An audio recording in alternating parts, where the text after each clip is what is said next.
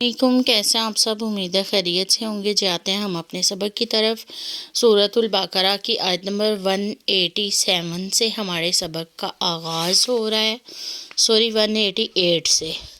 اعوذ باللہ من الشیطان الرجیم، بسم اللہ الرحمن الرحیم۔ ولا تأکلوا، اور مت کھاؤ، اموالکم، اپنے مال، بینکم، آپس میں، بالباطل، باطل طریقے سے، وتدلوا، اور لے جاتے ہو تم بھی اس کو، الی الحکام، حاکموں کی طرف یا فیصلہ کرنے والوں کی طرف، فیصلہ سازوں کے پاس، لتأکلوا، تاکہ کھاؤ، فریقاً، ایک حصہ، من اموال الناس، لوگوں کے مال کا، بالاثم، گناہ کے ساتھ، وانتم تعلمون، اور تم جانتے ہو۔ اللہ تعالیٰ فرما رہے ہیں کہ ایک دوسرے کے مال جو ہیں باطل طریقے سے مت کھاؤ، اور کسی کا مال کھانے کے لیے، فیصلہ کروانے کے لیے لوگوں کے پاس نہ لے جاؤ کہ فیصلہ وہ تمہیں غلط کر دیں، تمہاری بات سن کے تو تم لوگوں کا مال کھا سکو۔ جب تمہیں پتہ ہے کہ وہ مال تمہارا نہیں ہے تو پھر کسی سے فتوے مت پوچھو۔ جب تمہارا دل جانتا ہے، دماغ کو پتہ ہے کہ یہ تمہاری چیز نہیں ہے، تو پھر لوگوں کے پاس نہ جاؤ کہ یہ کسی طرح میرے لیے جائز ہو جائے۔ تو اللہ فرما رہے ہیں کہ لوگوں کے مال گناہ سے نہ کھاؤ، اور تم جانتے ہو کہ وہ تمہارا نہیں ہے۔ یسألونک عن الاہلہ، وہ پوچھتے ہیں آپ سے چاند کے بارے میں۔ کل کہہ دیجئے، یا مواقیت للناس، وہ وقت ہے لوگوں کے لیے، والحج، اور حج کے لیے، ولیس البر، اور نہیں ہے نیکی بھی، ان تأتوا البیوت، یہ کہ آؤ تم گھروں میں، من ظہورہا، ان کی پیچھے سے، ولیکن البر، اور لیکن نیکی ہے، من اتقی، جس نے تقوی اختیار کیا، وأتوا البیوت، اور آؤ گھروں میں، من ابوابہا، ان کے دروازوں سے، واتقوا اللہ، اور ڈرو اللہ سے، لعلکم تفلحون، تاکہ تم فلاح پا جاؤ۔ اللہ اس آیت میں فرما رہے ہیں کہ وہ آپ سے چاند کے بارے میں پوچھتے ہیں کہ چاند کا کیا مقصد ہے۔ یسألونک کا وہاں آیا ہے جو صحابہ نے نبی صلی اللہ علیہ وسلم سے ان کی پوری زندگی میں چند سوال کیے ہیں، اس پہ آیا ہے۔ تو یہ پورے قرآن پاک میں 14 یا 17 بار آیا ہے بس۔ اتنے ہی سوال صحابہ نے کیے تھے۔ جب صحابہ کو کچھ پوچھنا ہوتا تو وہ انتظار کرتے کہ دیہاتیوں میں سے کوئی آئے اور آ کے اللہ کے نبی سے وہ پوچھے، تو یہ بات ہمیں بھی پتہ چل جائے۔ وہ اتنے سوال نہیں تھے کرتے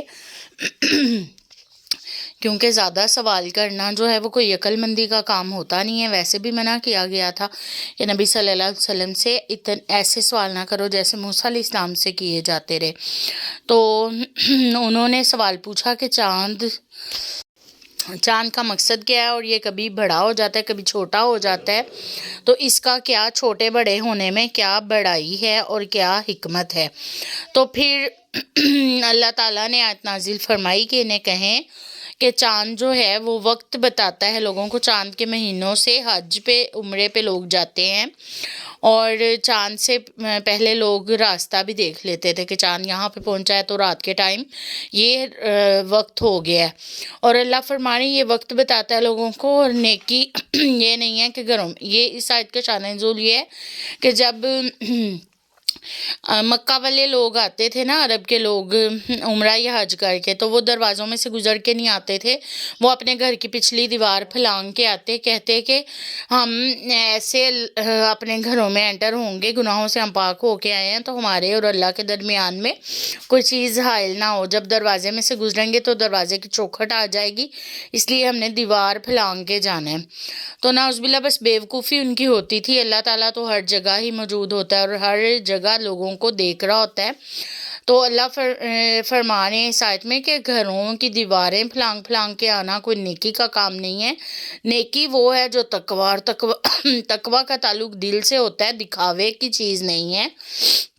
اللہ فرما رہے ہیں اپنے گھروں میں سیدھے طریقے سے دروازوں سے آیا کرو، اور اللہ سے ڈرا کرو، تقوی اختیار کیا کرو تاکہ تم فلاح پا جاؤ۔ تو حضرت عمر نے حضرت کعب سے ایک دفعہ پوچھا کہ تقوی کیا ہے۔ انہوں نے فرمایا کبھی تم خاردار جھاڑیوں کے پاس سے گزرے ہو؟ انہوں نے کہا ہاں جی گزرتا ہوں۔ تو حضرت کعب نے فرمایا کیسے گزرتے ہو؟ تو حضرت عمر نے فرمایا کہ میں اپنے کپڑوں کو سمیٹ لیتا ہوں کہ جھاڑیوں میں نہ پھنس جائیں۔ انہوں نے کہا بس یہی تقوی ہے کہ دنیا میں سے ایسے گزرو، دنیا کی رنگینیوں سے بچ کے، شیطانیوں سے بچ کے، کہ تم اس میں کھو کے سیدھے راستے سے نہ بھٹک جاؤ۔ اور پھر سورت بقرہ کے شروع میں بھی اللہ نے متقین کی صفات بیان کی جو ہم پڑھ چکے ہیں. تو اللہ فرما رہے ہیں اللہ سے تقوی اختیار کیوں کرنا ہے؟ تاکہ تم فلاح پا جاؤ. فلاح جو ہے جس نے اپنے نفس کو پاک کر لیا وہ فلاح پا گیا، اور جو تقوی اختیار کر گیا وہ فلاح پا گیا. فلاح جو پا گیا اسے جنت مل جائے گی، کیونکہ جنت کا راستہ فلاح کا راستہ ہے، اللہ کی طرف جانے کا راستہ جو ہے وہ فلاح کا. اللہ ہم سب کو کامیابی اور فلاح عطا کرے اور اپنے راستے پہ چلائے. آمین. صدق اللہ العظیم. جزاک اللہ.